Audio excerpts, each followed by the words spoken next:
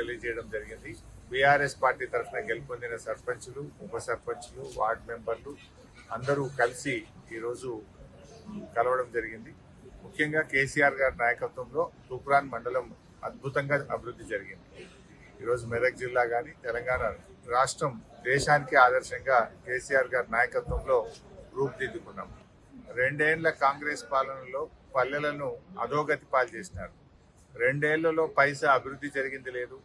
కనీసం కేసీఆర్ గారు కొన్నటువంటి ట్రాక్టర్లలో డీజిల్ పోసే పరిస్థితి కూడా లేకుండా అయిపోయింది.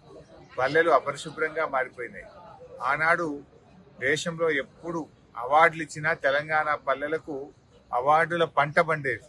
కానీ కేసీఆర్ గారు పోయి రేవంత్ రెడ్డి వచ్చినాక గత 2 సంవత్సరాల్లో తెలంగాణకు అవార్డే లేకుండా పోయింది. దేశంలో అవార్డులు ఇస్తే తెలంగాణ పేరు లేకుండా, తెలంగాణ పల్లెలు లేకుండా అవార్డులే ఉండకపోవు.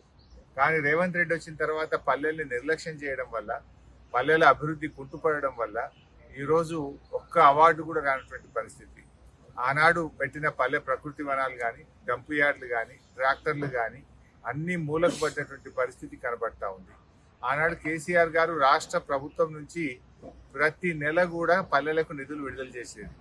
కానీ రేవంత్ రెడ్డి వచ్చిన తర్వాత ఇటు పల్లెలకు రాష్ట్ర ప్రభుత్వ నిధులు బంద్ అయిపోయినాయి, కేంద్ర ప్రభుత్వ నిధులు కూడా బంద్ అయిపోయి అభివృద్ధి పూర్తిగా కుంటుపడినటువంటి పరిస్థితి ఉన్నది. బట్ ప్రజలు అన్ని కూడా గమనిస్తూ ఉన్నారు. ఇవాళ అద్భుతమైన ఫలితాలు, కాంగ్రెస్ కు దిమ్మ తిరిగే ఫలితాలు ఈ స్థానిక సంస్థల ఎన్నికల్లో వచ్చాయి. కాంగ్రెస్ నాయకులు మొదటి దఫా ఫలితాలు చూసి షాక్ అయిపోయింది. 2వ దఫా ఫలితాలు చూసి మైండ్ బ్లాక్ అయిపోయింది. ఇక 3వ దశ ఫలితాలు ఇవాళ రాత్రికి వస్తాయి.